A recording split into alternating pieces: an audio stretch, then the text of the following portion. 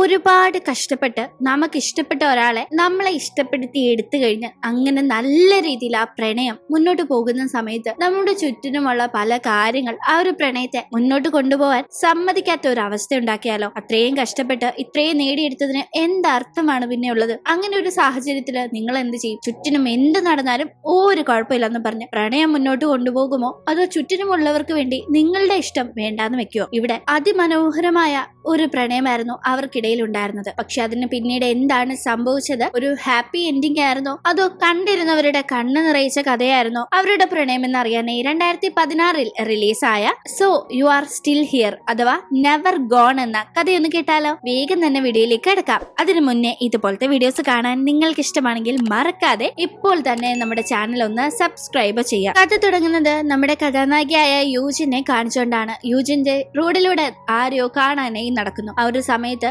ദൂരെ നിന്ന് അവൾ അന്വേഷിച്ചെത്തിയ ആളിനെ കാണുന്നതും അത് ആരാണ് എന്ന ആ ഒരു സസ്പെൻസ് അവിടെ നിലനിർത്തിക്കൊണ്ട് ആരാണ് യൂജിൻ, എന്താണ് ഇവളുടെ കഥ എന്ന ഒരു ഫ്ലാഷ് ബാക്കിലേക്കാണ് നമ്മൾ പോകുന്നത്. 2007 കാലഘട്ടമാണ്. അന്നത്തെ ദിവസം തന്റെ പുതിയ ഹൈസ്കൂളിലേക്ക് ഫസ്റ്റ് ഡേ എത്തുകയായിരുന്നു യൂജിൻ. അവൾ വളരെ കഷ്ടപ്പെടുന്ന ഒരു കുടുംബ പശ്ചാത്തലത്തിൽ നിന്ന് വരുന്ന പെൺകുട്ടിയാണ്. സാമ്പത്തികമായൊക്കെ വളരെ ബുദ്ധിമുട്ടുന്ന ആ സമയത്തും അവളുടെ പഠിത്തത്തിന് മുൻതൂക്കം കൊടുത്ത് അവളെ അവളുടെ ഫാമിലി ഈ ഒരു ഹൈസ്കൂളിലേക്ക് പഠിക്കാനായി വിട്ടിരിക്കുന്നു. അന്ന് അവിടെ എത്തിയിരിക്കുന്ന മറ്റു കുട്ടികളിൽ നിന്ന് വളരെ വ്യത്യസ്തമായ ഒരു ഭാവമായിരുന്നു അവളുടെ മുഖത്തുണ്ടായിരുന്നത്. മറ്റവരൊക്കെ ഫസ്റ്റ് ഡേ അല്ലേ, അടിച്ചു പൊളിക്കാം എന്ന ഒരു ആറ്റിറ്റ്യൂഡിൽ നിൽക്കുമ്പോൾ യൂജിൻ വളരെ സീരിയസ് ആയി തന്നെ ഇപ്പോഴേ പഠനത്തെ കാണാനായി തുടങ്ങിയിട്ടുണ്ടെന്ന് നമുക്ക് മനസ്സിലാക്കാം. അങ്ങനെ എന്തായാലും അവൾ അവിടേക്ക് വരുന്ന സമയത്താണ് ഒരു ഫാൻസി മോട്ടോർ ബൈക്കിൽ ഒരു റൈഡർ പയ്യൻ വരുന്നത് നമ്മൾ കാണുന്നത്. അടിമുടി ഹെൽമെറ്റും ജാക്കറ്റും ഗ്ലൗസും ഒക്കെ ധരിച്ച് കവർ ചെയ്തിരിക്കുന്ന അവൻ ആ ബൈക്കിൽ ചീറി പാഞ്ഞു വരുമ്പോ അവിടെ നിലത്ത് ഉണ്ടായിരുന്ന ഒരു ഹോസ് പൈപ്പ് കയറ്റി പൊട്ടുകയും അതിൽ നിന്ന് വെള്ളം നേരെ സൈഡിൽ നിൽക്കുകയായിരുന്ന യൂജിന്റെ ദേഹത്തേക്ക് തെറിക്കുകയും ചെയ്യുന്നു. അങ്ങനെ യൂജിൻ ആകെ നനഞ്ഞു കുളിക്കുന്നുണ്ട്. ആരിപ്പ ഇവനെന്ന മട്ടില് അവള് കലിപ്പില് അവനെ നോക്കുമ്പോഴേക്കും ആ ബൈക്ക് ഓടിച്ചിരുന്നതാണ് നമ്മുടെ കഥാനായകനായ ചെങ്ങാകട്ടെ ഇവളെ നനഞ്ഞു കുളിച്ച് നിൽക്കുന്ന കണ്ടിട്ടും അവനെന്താ എന്ന ആറ്റിറ്റ്യൂഡില് മൈൻഡ് ആക്കുന്നേയില്ല. അറ്റ്ലീസ്റ്റ് ഒരു സോറി പോലും അവൻ കാണിച്ച തെറ്റിന്റെ പേരിൽ പറയുന്നില്ല. യൂജിനിൽ നിന്ന് തികച്ചും വ്യത്യസ്തനാണ് ഇവനെന്ന് അവന്റെ വേഷവിധാനങ്ങൾ കാണുമ്പോഴേ മനസ്സിലാകുമല്ലോ. അവൻ നല്ല സമ്പന്നമായ ഒരു കുടുംബത്തിൽ നിന്ന് വന്നിരിക്കുന്ന വിദ്യാർത്ഥിയാണ്. എന്തു തന്നെയാണെങ്കിലും തന്നോട് ചെയ്ത തെറ്റിന് അവനെ രണ്ടെണ്ണം പറയാനായി യൂജിൻ അവന്റെ അടുത്തേക്ക് പോകുന്നു. പക്ഷെ അവൾക്ക് എന്തെങ്കിലും കാര്യമായി പറയാൻ പറ്റുമുന്നേ അവളുടെ നേരെ ലക്ഷ്യമാക്കി വന്നിരുന്ന അവിടുത്തെ കുട്ടികൾ കളിച്ചുകൊണ്ടിരുന്ന ഒരു ബോൾ ചെങ്ങ് തടയുകയും അവളെ സേവ് ചെയ്യുകയും ചെയ്യുന്നു. അവള് പറയാൻ വന്നത് എന്താണെന്ന് തനിക്കറിയാം, അതൊക്കെ പോട്ടെ, എന്തായാലും കെയർഫുൾ ആയിട്ടിരിക്കുന്ന മട്ടിൽ അവളെ സേവ് ചെയ്ത ഒരു ഹുങ്കില് അവൻ അവളെ ഒരു ഉപദേശം പോലെ കൊടുത്തിട്ടാണ് പോകുന്നത്. രണ്ട് ചീത്ത പറയാൻ വന്നപ്പോ ഉപദേശം കിട്ടിയ ചമ്മല് അവിടെ അങ്ങനെ യൂജിൻ നിൽക്കുന്നു. അങ്ങനെ സ്കൂളിലെത്തുന്ന യൂജിൻ അവിടെ മോ എന്നൊരു പെൺകുട്ടിയെ പരിചയപ്പെടുന്നു. മോയും യൂജിനെ പോലെ തന്നെ അത്ര വലിയ സാമ്പത്തിക സ്ഥിതി ഇല്ലാത്ത വീട്ടിൽ നിന്ന് വരുന്ന ഒരു കുട്ടിയാണ്. അതുകൊണ്ട് അവളെ നന്നായി മോയ്ക്ക് മനസ്സിലാവും. അങ്ങനെ ക്ലാസ്സുകൾ ആരംഭിക്കുന്നു. യൂജിന് സീറ്റ് കിട്ടുന്നത് ചെങ്ങിന്റെ മുന്നിലെ സീറ്റാണ്. ചെങ്ങിനാകട്ടെ അവിടെ 3-4 ഫ്രണ്ട്സ് എങ്ങാണ്ടുണ്ട്, അവന്റെ ഫ്രണ്ട്സ് ഗ്യാങ് എന്ന് പറയാനായിട്ട്. അങ്ങനെ എനിക്ക് എക്സാം നടക്കുന്നു. അതിന്റെ മാർക്ക് ലഭിക്കുന്നു. വളരെ കുറഞ്ഞ മാർക്കാണ് യൂജിന്റെ അത്തവണ കിട്ടിയിരിക്കുന്നത്. അവൾ അത്യാവശ്യം തരക്കേടില്ലാതെ പഠിക്കുന്ന ഒരു പെൺകുട്ടി ആണെങ്കിലും അവൾക്ക് ഈ പുതിയ സ്കൂളും അവിടുത്തെ കാര്യങ്ങളൊക്കെ ആയിട്ട് അഡാപ്റ്റ് ആയി വരാൻ കുറച്ച് സമയം വേണ്ടി വരുന്നു. ചെങ്ങിന്റെ ഫ്രണ്ട്സ് അവളെ കളിയാക്കുന്നുണ്ട്, അവൾക്ക് മാർക്ക് കുറവാണെന്നൊക്കെ പറഞ്ഞു. ഈ സമയത്ത് അവൾ ഒന്നും മിണ്ടാതെ ഒരു ബുക്കും എടുത്ത് നേരെ ബാത്റൂമിലേക്ക് പോകാനായി എണ്ണിക്കുമ്പോൾ ചെങ്ങ അവളെ തടയുന്നു. അവൾ കയ്യിൽ വെച്ചിരുന്ന ബുക്ക് അവൻ എടുക്കാനായി നോക്കുമ്പോൾ അവൾ അത് കൊടുക്കാതെ പിടിച്ചു വലിക്കാണ്. അവനും വിടാതെ പിടിച്ചു വലിച്ച് തുടർന്ന് ആ പിടിവലിയിൽ ആ ബുക്ക് അങ്ങ് താഴെ വീഴുന്നു. ആ സമയം അതിൽ നിന്ന് ഒരു പാഡ് താഴെ വീഴുന്നുണ്ട്. അവൾ പാഡുമായി ബാത്റൂമിലേക്ക് പോവാൻ നിന്നതായിരുന്നു എന്നറിയാതെ അവളെ തടഞ്ഞ് ഇപ്പൊ ഇങ്ങനെ ഒരു സീൻ ഇവിടെ ഉണ്ടാക്കിയതിന് അവനോട് കലിപ്പ് തോന്നുന്ന അവൾ അവനിട്ട് ഒരു അടി കൊടുത്ത് അവിടെ നിന്ന് പോകുന്നു. അവനാകട്ടെ അടി കൊണ്ടതിൽ വിഷമമില്ല, പക്ഷെ താൻ ചെയ്തത് തെറ്റായെന്ന് തോന്നല്ല, വല്ലാത്ത സങ്കടം. ശേഷം അവൾ ക്ലാസ്സിലേക്ക് വന്നിരിക്കുമ്പോൾ അവൻ അവൾക്ക് അവളുടെ ബുക്ക് തിരികെ കൊടുക്കാനായി നോക്കുന്നുണ്ട്. പക്ഷെ അവൾ മൈൻഡ് ആക്കുന്നില്ല. അവൻ പലതവണ തോണ്ടുന്നുണ്ടെങ്കിലും അവൾ തിരിഞ്ഞു നോക്കാതെ അവനോടുള്ള ദേഷ്യത്തിൽ ഇരിക്കുമ്പോൾ അവൻ ആ ബുക്ക് എടുത്ത് അവളുടെ ടേബിളിലേക്ക് എറിഞ്ഞു കൊടുക്കുന്നു. കൂടാതെ കാലുകൊണ്ട് അവൾ ഇരിക്കുന്ന കസാരയ്ക്കും അവൻ തട്ടുന്നുണ്ടായിരുന്നല്ലോ. ദേഷ്യത്തിൽ അവൾ കസാര അവന്റെ കാലിൽ കൊള്ളുന്ന രീതിയിൽ എടുത്തു വെക്കുന്നു. വേദന എടുത്ത് അവൻ നില വിളിക്കുന്നുമുണ്ട്. ആ സമയത്താണ് അവൻ കൊടുത്ത ബുക്കിലെ ഒരു താൾ അറിയാതെ ശ്രദ്ധിക്കുന്നത്. മുന്നേറ്റ എക്സാമിന്റെ സ്റ്റഡി നോട്ട്സ് ആയിരുന്നു അത്. അതിൽ അവൾ പലതും തെറ്റായി എഴുതി വെച്ചിരിക്കുന്നതൊക്കെ കറക്റ്റായി തിരുത്തി കൊടുത്ത് സത്യത്തിൽ അവൻ അവളെ സഹായിക്കുകയായിരുന്നു. അവൾക്ക് എക്സാമിന് മാർക്ക് കുറവാണ് എന്ന് മനസ്സിലായതിനു ശേഷം എന്തായാലും അവൻ തന്നെ ഇറിറ്റേറ്റ് ചെയ്തിട്ടല്ലേ താൻ അങ്ങനെ പെരുമാറിയത് എന്ന ആ ഒരു രീതിയിൽ തന്നെ അവൾ സോറി ഒന്നും പറയാൻ പോകുന്നില്ല. പിന്നീട് അവന്റെ കാലില് അവൾ കസാര വെച്ചതില് മുറിവ് പറ്റി അത് കെട്ടൊക്കെ വെച്ച് നടക്കുന്നത് കാണുമ്പോൾ അവന്റെ ഫ്രണ്ട്സ് അവളോട് നീ ചെയ്തതുകൊണ്ടാ ഇവന്റെ കാലിങ്ങനെ ആയെന്ന് പറഞ്ഞ് ദേഷ്യപ്പെടുന്ന സമയത്ത് ഇതിന്ന് കാശെടുത്ത് പ്രശ്നം അങ്ങ് പരിഹരിച്ചോളാനായി പറഞ്ഞ് അവൾ അവളുടെ കാർഡ് അവർക്ക് കൊടുക്കുന്നു. ആ കാർഡ് അവന്റെ ഫ്രണ്ട്സ് വാങ്ങുന്നുണ്ട്. പക്ഷെ പിന്നീട് ഇതറിയുന്ന മോ അവരുടെ അടുത്ത് ചെന്ന് അവൾക്ക് ഈ ഒരു എൻറ്റയർ മന്തിലേക്കുള്ള പോക്കറ്റ് മണിയാ നീയൊക്കെ അവളുടെ കയ്യിൽ നിന്ന് തട്ടിയെടുക്കാൻ നോക്കുന്നത്, ഇതൊന്നും ശരിയല്ല എന്നും പറഞ്ഞ് അവളുടെ കാര്യങ്ങളെ പറ്റി വിശദീകരിക്കുന്നു. അത് കേൾക്കുമ്പോൾ ചെങ്ങിന് വല്ലാത്ത സങ്കടം. എന്നാലും യൂജിനോടൊരു സോഫ്റ്റ് കോർണർ ചെങ്ങിന്റെ ഉള്ളിൽ ഉണ്ടായിരുന്നു. അതുകൊണ്ട് തന്നെ അവന് മാത്സ് നന്നായി അറിയാവുന്നത് കൊണ്ടും അവൾക്ക് മാത്സിനൊക്കെ വളരെ മാർക്ക് കുറവായതുകൊണ്ടും അവൻ അവളെ മാത്സ് പഠിപ്പിക്കാമെന്ന് അങ്ങോട്ട് ചെന്ന് പറയുന്നു. ഇവന്റെ സ്വഭാവം വളരെ ഇറിറ്റേറ്റിംഗ് ആയിട്ടാണ് അവൾക്ക് തോന്നിയിട്ടുള്ളത്. അതുകൊണ്ട് അവൾ ആദ്യം ഒന്നും മടിക്കുന്നുണ്ടെങ്കിലും തനിക്ക് മാർക്ക് ഇംപ്രൂവ് ചെയ്യണ്ടേ അതോർത്ത് അവൾ സമ്മതിക്കുന്നു. അങ്ങനെ എന്നും ക്ലാസ് കഴിഞ്ഞ് യൂജിനെ ചെങ്ങ് മാത്സ് പഠിപ്പിക്കാനായി തുടങ്ങുന്നു. അവന്റെ സ്വഭാവം ഇടയ്ക്കിടെ അവൾക്ക് അപ്പോഴും ഇറിറ്റേറ്റിംഗ് ആയി തോന്നുന്നുണ്ടെങ്കിലും പഠനം അവൾ വളരെ എൻജോയ് ചെയ്യുന്നു. അങ്ങനെ പതിയെ അവളുടെ മാർക്സ് കൂടുന്നു എന്നത് മാത്രമല്ല, അവർ തമ്മിൽ നല്ലൊരു ബോണ്ടിങ്ങും ഉണ്ടാവുന്നു. ചെങ്ങിന് വളരെയധികം അവളെ ഇഷ്ടമാവുന്നുണ്ട്. അങ്ങനെ ഇരിക്കെ ഒരു ദിവസം അപ്രതീക്ഷിതമായി യൂജിന്റെ നാട്ടിലേക്ക് പോകേണ്ടി വരുന്നു. പിന്നീട് കുറച്ച് ദിവസങ്ങളിൽ അവളെ പറ്റി ഒരു വിവരവും ഉണ്ടായിരുന്നില്ല.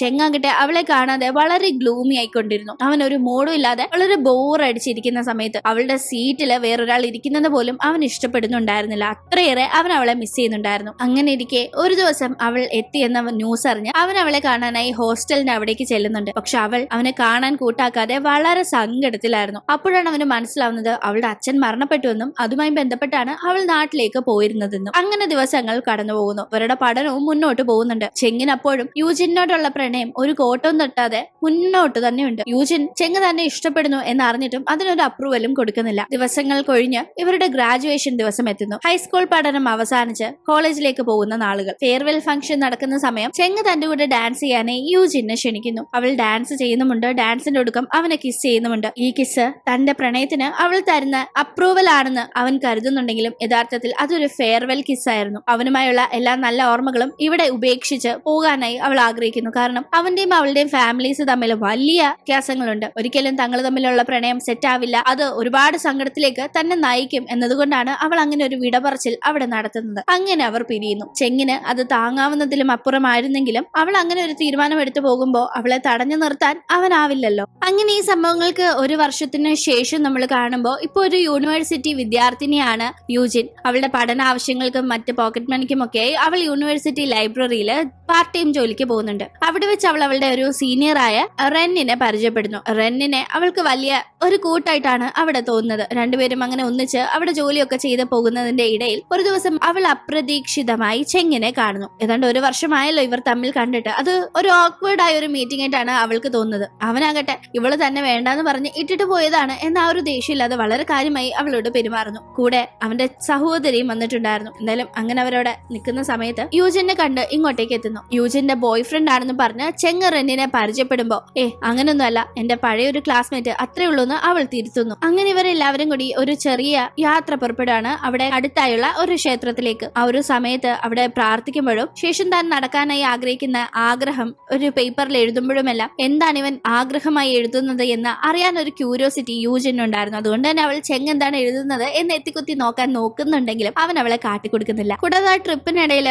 യൂജിനെ വട്ടം ചുറ്റി തന്നെ ചെങ്ങ് നടക്കുന്നതൊക്കെ റാൻ ശ്രദ്ധിക്കുന്നു. ചെങ്ങാകട്ടെ യൂജിനോട് നീ എന്തുകൊണ്ട് എന്നെ ഇട്ടിട്ട് പോയത് എന്നെല്ലാം ചോദിക്കുന്ന കൂട്ടത്തിൽ ഇപ്പോഴും നിനക്ക് എന്നോട് യാതൊരു ഫീലിംഗ്സും ഇല്ലേന്നും തിരക്കുന്നുണ്ട്. അതിനുശേഷം ഇവർ ഒന്നിച്ച് ഫുഡ് കഴിക്കാനായി ഒരു റെസ്റ്റോറന്റിൽ കയറുമ്പോൾ തന്നെ യൂജിൻ കിസ് ചെയ്തതിനെ പറ്റിയും ചെങ്ങ് സംസാരിക്കുമ്പോൾ ടെൻഷൻ ആവുന്ന യൂജിൻ പെട്ടെന്ന് ഡ്രിങ്ക്സ് എടുത്തടിച്ച് ആകെ ഫിറ്റായി ബോധം കെട്ട് പോകുന്നു. അതിനൊക്കെ ശേഷം അടുത്ത ദിവസം കോളേജിൽ വെച്ച് റെന്നിനെ കാണുന്ന യൂജിൻ സംസാരിക്കാനായി നോക്കുമ്പോൾ അവൻ പഴയ ഒരു അടുപ്പം കാണിക്കുന്നില്ല. കൂടാതെ സംസാരത്തിന്റെ ഇടയിൽ അവൻ അവളോട് നിനക്ക് നീ മറന്നു എന്ന് വെച്ചിരിക്കുന്ന നിന്റെ ഉള്ളിലെ ഇഷ്ടം ഇപ്പോഴും ഉണ്ട്. ചെങ്ങിനെ നീ പോലും അറിയാതെ നീ ഇപ്പോഴും ഇഷ്ടപ്പെടുന്നുണ്ട്. അതെനിക്ക് കഴിഞ്ഞ ദിവസം വ്യക്തമായെന്ന് റെൻ അവളോട് പറയുന്നു. അത് അവൾക്ക് തീരെ ഇഷ്ടപ്പെടുന്നില്ല. അവൾ ചെങ്ങ് എവിടെയാണുള്ളതെന്ന് അന്വേഷിച്ച് അവന്റെ അടുത്തേക്ക് ചെന്ന് വഴക്കുണ്ടാക്കുകയാണ് വീണ്ടും തന്റെ മുന്നിൽ വന്നതിന്. കാരണം ഇവൾ ചെങ്ങുമായുള്ള റിലേഷൻ ഒരിക്കലും തന്റെ ലൈഫിൽ ശരിയാവില്ല എന്ന തോന്നൽ അവൾക്ക് റെന്നിനോട് ഒരു താല്പര്യം ഉണ്ടായിരുന്നു. പക്ഷെ അവനും ഇപ്പോ തന്നോട് ഇൻട്രസ്റ്റ് ഉള്ളതുപോലെ ആയിരുന്നു ഉണ്ടായിരുന്നതെങ്കിലും ഇപ്പൊ മാറുന്നു എന്ന ഒരു തോന്നൽ ഇവരുടെ മൂന്നുപേരുടെയും കൂടിക്കാഴ്ചയ്ക്ക് ശേഷം യൂജിന് വന്നിട്ടുണ്ടായിരുന്നു. അവൾ അതുകൊണ്ടാണ് ചെങ്ങിനോട് തട്ടിക്കയറുന്നത്. ചെങ്ങ്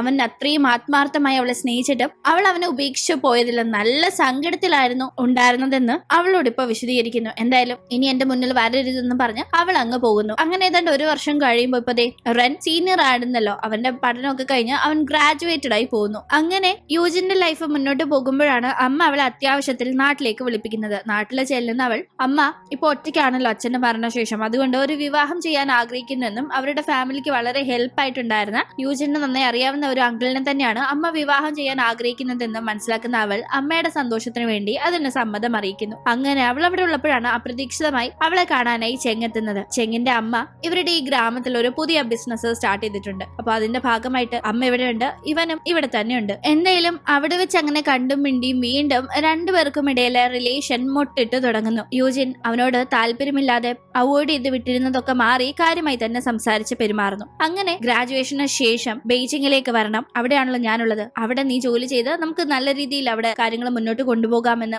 ചെങ് പറഞ്ഞതിന്റെ അടിസ്ഥാനത്തിൽ ബെയ്ജിങ്ങിൽ ഒരു കമ്പനിയിൽ ജോലി കിട്ടാനായി പരമാവധി യൂജിൻ ശ്രമിക്കുന്നുണ്ട്. പക്ഷെ അവൾക്ക് എത്ര അറ്റംപ്റ്റ് ചെയ്തിട്ടും ബെയ്ജിങ്ങിൽ ഒന്നും ജോലി ശരിയാവുന്നില്ല.